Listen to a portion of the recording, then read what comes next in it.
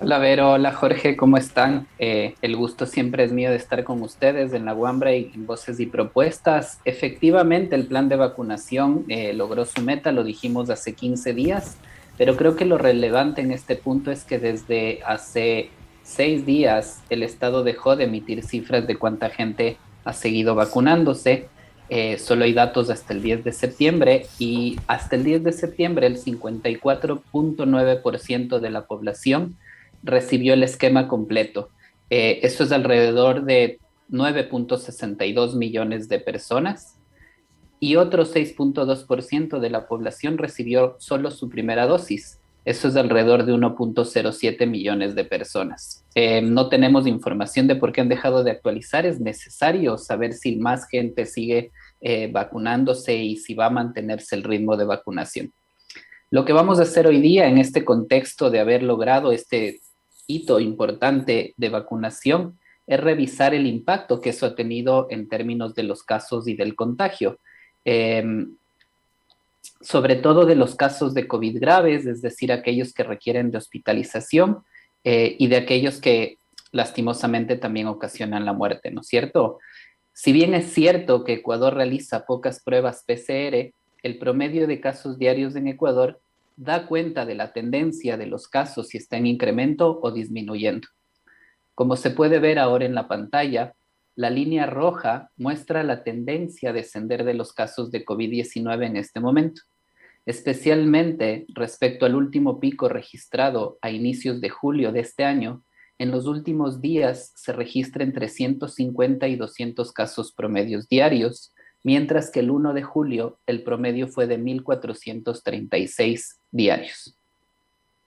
En ese contexto, también es relevante mencionar que la positividad en las 2 últimas semanas, es decir, el porcentaje de pruebas PCR que resultan positivas para COVID-19, es del 12%.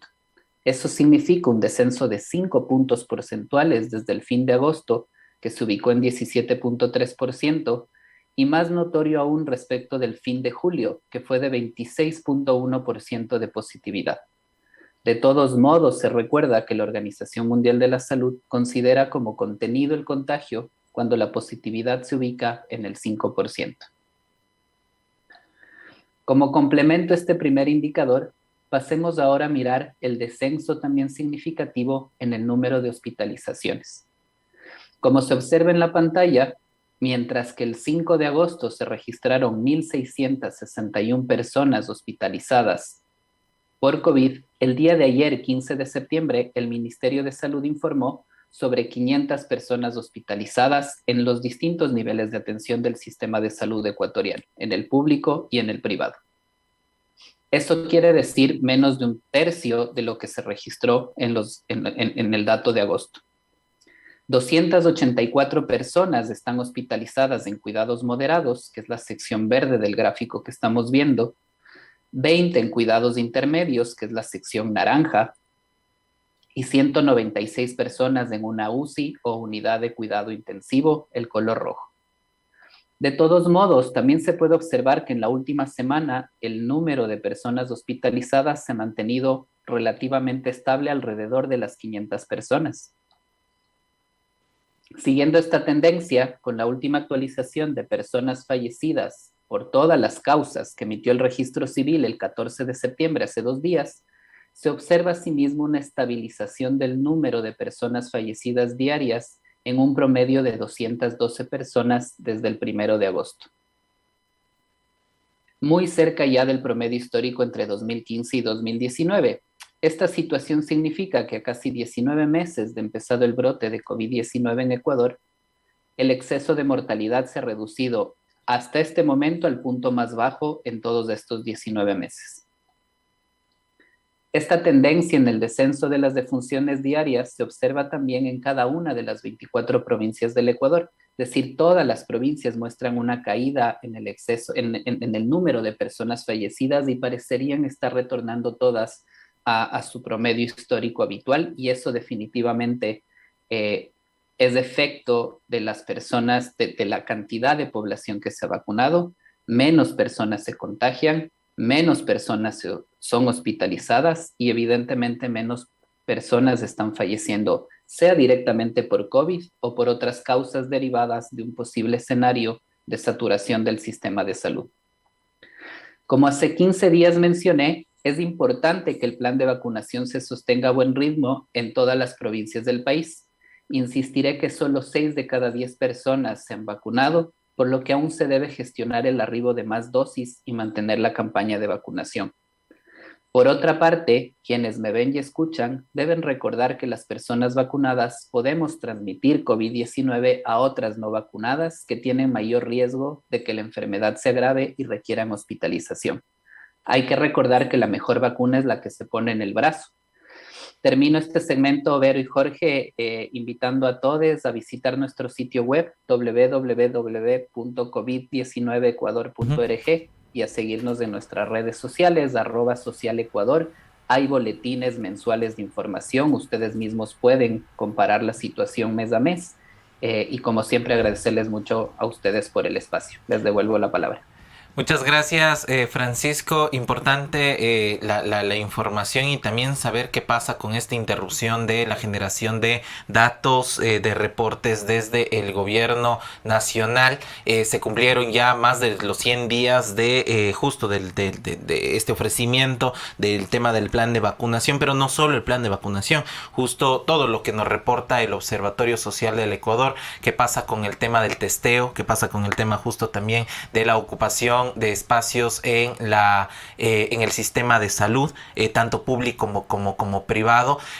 Hacerte una pregunta antes de despedirnos, Francisco. En Ecuador ya se están abriendo y se están normalizando actividades de concentración de personas. Si bien hay este clima, esta atmósfera de mayor seguridad por habernos vacunado, que está bien seguirnos vacunando, pero se ha registrado en otros países del llamado primer mundo casos masivos de contagio. Hay festivales musicales, hay apertura y luego nuevamente regresan. Este es un tema de aflojar, pero luego nuevamente retroceder y restringir. En tu mirada, estas políticas de apertura de espacios de concentración, incluso partidos de fútbol, caramba, ¿qué pasaría con eso? ¿Cuál sería como la recomendación de lo que tú has visto? Yo creo que es importante la pregunta por dos razones. La primera, porque no han llegado más vacunas como estuvieron llegando en los últimos 2 meses, ¿no es cierto? Hay 22 millones de dosis más o menos y ya se han aplicado 20, es decir, estamos cortos de vacunas otra vez en ese sentido. Y la segunda cuestión es que solo está vacunado el 55% de la población, es decir, hay otro grupo poblacional que todavía tiene riesgo de enfermar por COVID y que las variantes, sobre todo la variante Delta, Alfa y Gamma, que también siguen circulando, podrían afectar a grupos poblacionales más jóvenes también, ¿no es cierto? Sabemos que la mayoría de las personas adultas mayores están vacunadas, muy pocas no lo han hecho. Entonces lo importante es lo siguiente, hay que pensar que dado que el virus se contagia de persona a persona, si el virus y la variante Delta llega a lugares de población no vacunados, esas personas podrían enfrentar hospitalizaciones. En todos los países lo que se está haciendo es recomendar evitar las aglomeraciones las más grandes, evitar que hayan estos eventos que súper contagian a las personas, pero también por otro lado tener la precaución de seguir usando la máscara y de evitar las aglomeraciones innecesarias. Hay personas que están retornando a sus trabajos, tienen que hacerlo, usar la mascarilla, tomar medidas de distanciamiento también adentro. Y algo que me parece bien importante es la ventilación de los lugares.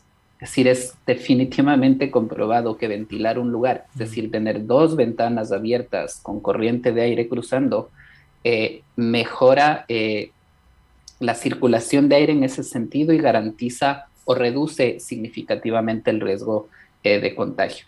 Y una de las otras medidas que se están como insistiendo mucho es tal vez volver a las máscaras quirúrgicas. En un primer momento hubo poco acceso a las máscaras N595, si no me equivoco es del nombre, pero se recomienda tenerlas, digamos, si uno va a estar en lugares poco ventilados por su trabajo, porque no puede evitar esa aglomeración, reunirse con otras personas, estas mascarillas son más eficientes que un pañuelo o alguna mascarilla de algodón. Me parece que tiene que ver con eso, ¿no? Tenemos que estar pendientes de recordar que podríamos poner en riesgo a otra persona que no se ha podido vacunar, que no va a poder vacunarse, por ejemplo, ciertos niños que todavía no van a poder acceder, pero que podrían eventualmente contagiar, y eso se ha visto mucho en Estados Unidos, niñas y niños contagiados que siguen esparciendo el virus hacia lugares de personas que tampoco han accedido a vacunas, y eso podría generar un rebrote en algún momento. No debería pasar, pero ahí hay una relación entre las políticas del Ministerio de Salud, lo mismo que nuestra corresponsabilidad con nuestros seres queridos, con las comunidades en las que habitamos, urbanas, rurales, donde sea, Jorge Iber. Francisco, muchísimas gracias. Y una pregunta, bueno, ya no tanto para ahorita, para este momento, sino para más adelante, es, ve, por ejemplo, cómo está la vacunación en las comunidades indígenas. Sabía que hay temor, por ejemplo, en algunas comunidades de aplicarse la vacuna. Habría que revisar también cómo avanza el plan de vacunación en estos sectores. Lo tendremos en una próxima oportunidad. Francisco, te enviamos un enorme, enorme abrazo. Cuídate bastante y te volveremos a ver en unos días.